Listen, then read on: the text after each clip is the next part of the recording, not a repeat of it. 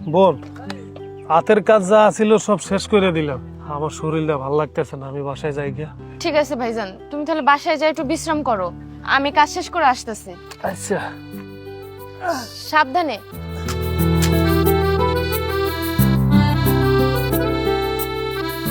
মামনি দাঁড়াও, এই আমার জুতোগুলো সেলাই করে দিও তো। ঠিক আছে স্যার। বাবা, এটা কি করছো? কেন, কি হয়েছে? জুতো সেলাই করতে দিলাম। আজব তো, আমরা তো অলরেডি শপিং মলের ওইদিকেই যাচ্ছি, আর তাছাড়া আমি তো তোমাকে নতুন জুতো কিনেই দিব, তুমি কিনে এই ছিঁড়া জুতো আবার পরবে? আরে মামনি, আমার তো নতুন জুতাই অল্প ছিঁড়ে গেছে, সেলাই করলে ইনটেক হয়ে গেল। আচ্ছা বাবা, আমাদের কি টাকা পয়সার কমতি আছে কোনো? হ্যাঁ, তোমাকে ছিঁড়া জুতো কেন পরতে হবে? হ্যাঁ, আমরা এত বড় ফ্যামিলি থেকে বিলং করি, সেখানে কিনা তুমি এইসব ছিঁড়া জুতো নিয়ে পরে আছো এখনো? আচ্ছা আচ্ছা ঠিক আছে, তুই থাম। আচ্ছা তাহলে কি এই জুতো তুমি আমাকে আজকেই দিয়ে দেবে? স্যার আপনি আজকে বিকালে আইসেন, আমি রেডি করে রাইখা দেবো। আজকে তো আমার মিটিং আছে, আজকে তো আমি আসতে পারবো না, আগামীকাল দাও। আচ্ছা স্যার, আপনি আইসেন, আমি দিয়ে দেবো মনে। আচ্ছা ঠিক আছে, আমি তাহলে কালকে আসবো। হ্যাঁ আসি মা, চলো। এই যে মেয়ে, হয়েছে আমার জুতোগুলো সেলাই করা হয়েছে? জি স্যার, আপনার জুতো একদম রেডি, নেন। আচ্ছা, বাহ, খুব সুন্দর হয়েছে। আচ্ছা একটা কথা তোমাকে জিজ্ঞেস করি, কালকে লক্ষ্য করলাম তুমি এখানে বসে পড়াশোনা করছো, আজকেও তাই, মানে বুঝলাম না আমি, তুমি কিসে পড়াশোনা করো? স্যার পড়াশোনার অনেক ইচ্ছা আমার, বিসিএস দিব তো, ওই জন্য বিসিএস এর প্রস্তুতি নিচ্ছিলাম। হোয়াট, তুমি বিসিএস পরীক্ষা দিবে? জি স্যার। বাহ, খুব ভালো লাগলো তো। তা তুমি নোট কেন পড়তেছো, খাতায় তুমি পড়তেছো, তোমার বই নেই? স্যার আমার বই কেনার সামর্থ্য নাই, তাই আমি নোট কইরা কইরা পড়াশোনা করি, যার কাছে যখন নোট পাই তার কাছ থেকে নোট লেখা নিয়ে আইসা পড়াশোনা করি। ও আচ্ছা, তোমার ফ্যামিলিতে কেউ নেই? ওরা কি তোমার বই কিনে দিতে পারে না?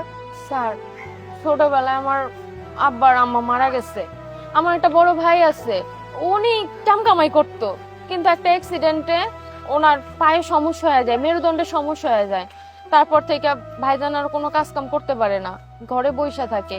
ওই মাঝে মাঝে আইসা আমার একটু সাহায্য করে, বেশিক্ষণ বইসা কাজ করলে মেরুদণ্ডে ব্যথা ওঠে, অনেক দামি ইঞ্জেকশন দেওয়া লাগে, আমরা কই পামু, তাই ভাইজানরে দিয়ে কোনো কাজ করাই না।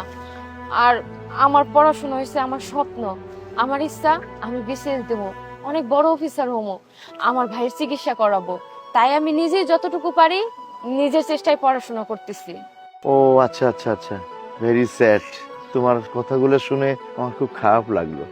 এই দেখো, তোমার ইচ্ছা শক্তি থাকতেও তুমি পড়াশোনা ঠিক মতো তুমি করতে পারতেছো না, আর যাদের অগাধ সম্পত্তি আছে, অগাধ টাকা পয়সা আছে, কিন্তু তারা ঠিক মতো লেখাপড়া করে না, আর তুমি বিসিএস পরীক্ষা দিবে, নোট করে খাতায় লিখে লিখে তুমি পড়তেছো না, খুব ভালো লাগলো। আচ্ছা মা, শোনো, আমার কাছে কিন্তু বিসিএস এর বই আছে, তুমি যদি আপত্তি না করো আজই আমি তোমাকে বইগুলো এনে দেবো। হ্যাঁ সত্যি স্যার, আপনি আমার বই দিবেন, খুবই ভালো হয়, সব নোট সব সময় আমি নিয়ে আসতে পারি না, জোগাড় করতে পারি না, তাই অনেক কিছু বাদ পড়া যায়, ঠিকভাবে আমি প্রস্তুতি নিতে পারতাছি না, ভিতরে ভিতরে অনেক টেনশনে আছি, আর পরীক্ষার অল্প কিছুদিন আসছে, কি দিয়ে কি করব ওই টেনশনে না আমার রাত্রে ঘুমও হয় না। আপনি যদি আমার বইগুলা দেন, আমি মনে করি আমি ভালো একটা রেজাল্ট করতে পারবো। আচ্ছা আচ্ছা ঠিক আছে, তুমি কোনো টেনশন করো না, আজই আমি তোমার বইগুলো এনে দেবো। হ্যাঁ ঠিক আছে স্যার, আল্লাহ আপনার অনেক ভালো করব। আচ্ছা, এই হচ্ছে তোমার জুতো সেলাই করার মজুরি। ধন্যবাদ স্যার। আচ্ছা ঠিক আছে, তুমি থাকো, আমি আসছি।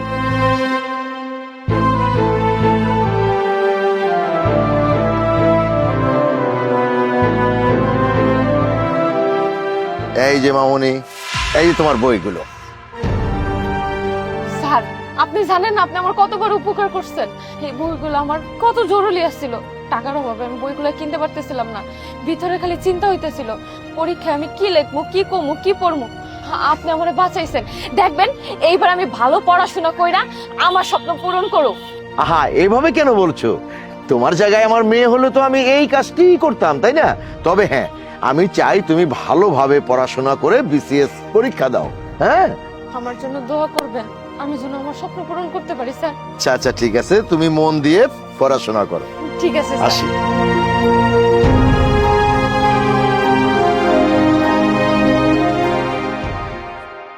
এই দাঁড়াও দাঁড়াও দাঁড়াও বাবা, তুমি বইগুলো এই ফেরিওয়ালার কাছে বিক্রি করতেছো কেন? এই বইগুলো তো আমি দিয়েছি তোমার বোনকে, তোমার বোন বিসিএস পরীক্ষা দিবে। চাচা, আমার বই নিয়ে তো কয়ে গেছে যে ভাইজান বইগুলা বেচা দাও, আর মন খারাপ কইরা ওই যে লেকের পারে যায় বয়ে রয়েছে। কোন দিকে আছে? হ্যাঁ, এই যে এই পাশে। আচ্ছা ভাই একটু ঠিকঠাক মতো মাইপেন বইগুলা। আচ্ছা ঠিক আছে, দাম কিন্তু 14 টাকা কেজি বাবা, কারণ বইয়ের অবস্থা ভালো না। 14 টাকার উপর কিন্তু 1 টাকাও দিতে পারুম না। আচ্ছা সমস্যা নেই, আপনি মাপেন। ভাইজান এখানে 4 থেকে 4.5 কেজির মতো বই হইব, তো আমি ধরে নিলাম 5 কেজি। 14 টাকার উপর কিন্তু 1 টাকাও দিতে পারুম না, ঠিক আছে? আচ্ছা সমস্যা নেই, আপনি মাপেন।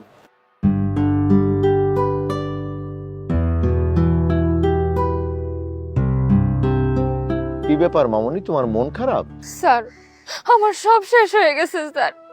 আমার এতদিন আশা ভরসা স্বপ্ন সব শেষ। আমি ফেল করছি স্যার। আমার জীবন ওইটা দাঁড়াইতে পারবো না, আমার আর সুযোগ নেই। আমি শেষ, আমার জীবন অন্ধকার হয়ে গেছে, আমার জীবন থাইমা গেছে স্যার। আমি মনে হয় আর বাঁচবই না। না মামনি, এভাবে ভেঙে পড়ো না। এবছর ফেল করেছো তাতে কি আছে, আবার পরীক্ষা দিবে। একবার না পারিলে দেখো শতবার। শোনো, তোমার বই ছিল না, আমি তোমাকে বই দিয়েছি, কারণ আমি তোমার ভিতরে ইচ্ছা শক্তিটা আমি দেখতে পেয়েছি, তোমার ভিতরে প্রতিভা আছে। তুমি আবার পরীক্ষা দাও। এখনই যদি তুমি ভেঙে পড়ো তাহলে তো তোমার জীবনের কাছে তুমি হেরে গেলে। স্যার আমি তো এইভাবে ভাইবা দেখি নাই। সত্যি তো আমার হাতে অনেক সময় আছে। আমি কি সত্যি স্যার পারবো? অবশ্যই পারবে, আমি বলছি তুমি অবশ্যই পারবে। তুমি আবার পরীক্ষা দাও, মন দিয়ে পড়াশোনা করো, আর ওই বইগুলো বিক্রি করো না। তুমি যাও, ওই বইগুলো ফিরাও। ঠিক কইছেন স্যার, আমি পারবো। তখন আমার কাছে বই আসিল না, আমি ঠিকভাবে পড়াশোনা করতে পারি নাই। তাও আমি সাহস কইরা পরীক্ষায় অংশগ্রহণ করছি, এটাই তো অনেক কিছু। আমি এবার মন দিয়ে চেষ্টা করব। আপনার অনেক ধন্যবাদ স্যার। আমি যাই, আমি যাইতেছি।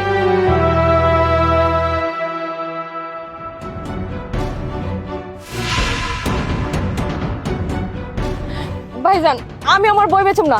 আরে বই বেচবেন না মানে? এই যে আপনার ভাই আমার ডাইকে লয়া কইলো যে বই বেচবেন, আপনি কইতেছেন বই বেচবেন না মানে? আমার ভাইজান বুঝে নাই, আপনি জানতো যান, আমি তো কইছি আমি বই বেচুম না। আরে আজব তো, আমি কি সাথে আইছি নাকি? আমারে কইছে আমি আইছি, আমার সময়টা নষ্ট করলেন না আপনারা। থাক ভাই, রাগ হইেন না। ফাউল।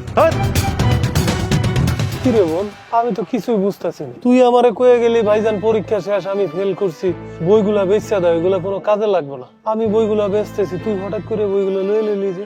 ভাইজান আমি না তখন বুঝি নাই, আমি একবার ফেল করছি তো কি হয়েছে, আমি আবার চেষ্টা করুন। তখন আমার কাছে বই আসছিল না, আমি পড়তে পারি নাই, মানুষের কাছ থেকে নোট নিয়ে নিয়ে পড়ছি। কিন্তু এইবার আমার কাছে বই আছে, আর আমি জানি সুন্দর মতো পড়াশোনা করলে আমি ভালো কিছু করতে পারুম। ভাইজান তুমি আমার বইটি বেচছো না, আমার মাথায় তো এই কথাগুলো ঢুকে নাই। কিন্তু যেই শেষে আমার বই দিছে না, ওই শেষে আমার সুন্দর করে বুঝাইছে যে একবার না পারিলে দেখো শতবার। ঠিকই তো, আমি শুধু একবার হারছি, কিন্তু আমার তো জীবনের বাকি সময় পড়াই রয়েছে। আমি সুন্দর করে এবার চেষ্টা করুক, আর দেখবা তোমার বই না এবার সফল হইবই। তুমি শুধু আমারে একটু সহযোগিতা করো ভাইজান। সোস, তোরে আমি এটাই কইছিলাম, মানুষ একবার না পারলে আরেকবার তো চেষ্টা করে দেখতে হয়। যাক, চাচার আমি দোয়া করি যে চাচাই তোরে একটা ভালো বুদ্ধি দিয়েছে। আল্লাহ তুমি চাচার ভালো করি, আর তুই ঠিকঠাক মতো পড়ালেখা কর, কাজ আমি এখন থেকে বেশি বেশি করুম, সমস্যা নাই। ঠিক আছে ভাইজান।